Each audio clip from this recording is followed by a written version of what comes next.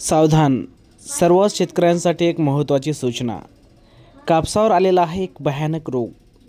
त्या रोगामध्ये कापसाचे झाडं अशी डायरेक्ट करमून जे आहे वाळून चाललेली आहेत.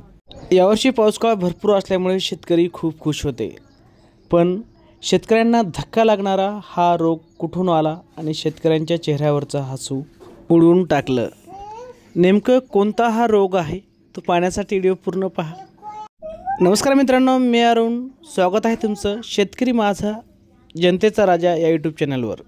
मित्रांनो, हा जो कापूस पाहिला आहे तुम्ही तो स्वतः आमचा घरचाच कापूस आहे आणि हा जो वरचा कापूस आहे हा आमच्या चुलत्याचा आहे. हा पहा सध्या आता एकदम हिरवगार आहे, पण यामध्ये तो रोग जो आहे आता लागायला सुरू झालेला आहे. तो रोग कसा लागतो हे मी तुम्हाला दाखवायचा प्रयत्न करतोय. मित्रांनो, सुरुवातीला जो आहे कुठेतरी एखादं झाड जो या रोगामध्ये जे आहे एकदम करपून जातं आणि वाळायला सुरू होऊन जातं आणि त्या एका झाडापासून जे आहे अनेक झाडं या ठिकाणी अशी वाळून जातात. पहा या ठिकाणी ज्या इथून जो हा रोग जो आहे आता थोडा सुरू झालेला आहे. नुकतीच या ठिकाणी जे आहे 25 ते 30 झाडं या ठिकाणी जे आहे या रोगामध्ये गवसलेले आहेत.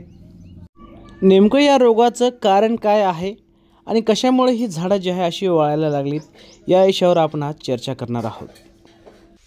शेतकऱ्यांची पूर्ण मेहनत जी आहे या ठिकाणी पाण्यामध्ये जाताना दिसत आहे. शेतकरी जेवढा खुश होता तेवढा या ठिकाणी नाराज दिसत आहे. सरकारने शेतकऱ्यांची काहीतरी मदत केली पाहिजे आणि ही जे नुकसान झालेले आहे याची जी आहे भरपाई करून दिली पाहिजे. एवढी मोठी झाडं या ठिकाणी वाळताना दिसत आहे. मित्रांनो, जिथपर्यंत रान जे आहे चांगलं आहे तिथपर्यंत हा जो कापूस आहे या ठिकाणी जळालेला आहे. पुढे पहा, पुढे एकही झाड काही झालेलं नाही. इथपर्यंत जे आहे झाडं जे आहे जळालेली आहेत. जसं कुणी तणनाशक आणून मारलेलं आहे असं वाटतंय. मित्रांनो, हा पण झाड आत्ताच वाळायला सुरू झाला आहे. हा झाड आपण उपटून पाहूया.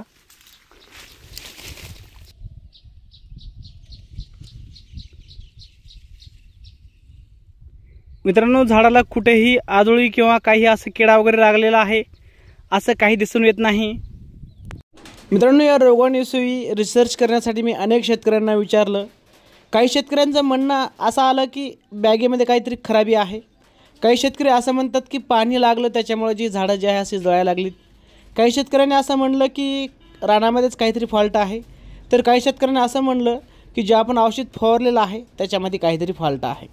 नेमकं कशामुळे हे सर्व घडलं हे काही सांगता येत नाही आणि सर्वच कापसांवर जे आहे हे रोग जे आहे आता जे आहे दिसून येत आहे. कापूस पाहून शेतकऱ्याचा चेहरा जे आहे उदास होताना दिसत आहे. शेतकऱ्यांच्या चेहऱ्यावरचं हसू उडून गेलं आहे. शेतकरी खूप संकटामध्ये आहे. झाडाला माल लागलेला होता, झाडाची बोंडं पकलेली नव्हती, त्याआधी जे हा संकट जे या ठिकाणी जे आहे आलेला आहे. आता आपण या संकटापासून वाचण्याचा एक कारण पाहूया. मित्रांनो, तुम्हाला तुमच्या रानामध्ये येडा करायचा आहे. जर तुम्हाला कुठेही एकही झाड जरी करपलेला दिसला तर तो झाड फोटो काढून किंवा तो झाड उपटून घेऊन दुकानावर जायचं आहे आणि त्यासाठी जे आहे औषध भेटतं. ते औषध तुम्हाला आणून जे आहे त्या झाडाच्या बुडाला टाकायचं आहे.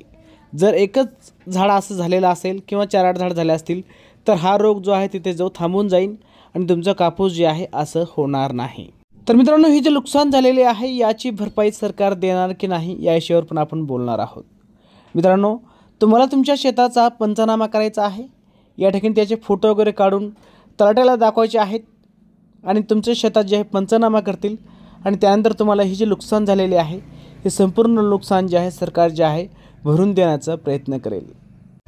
मित्रांनो, शेवटी सर्व शेतकऱ्यांना माझी हात जोडून विनंती आहे की कुणीही हा संकट पाहून आत्महत्या करायचा प्रयत्न करू नका.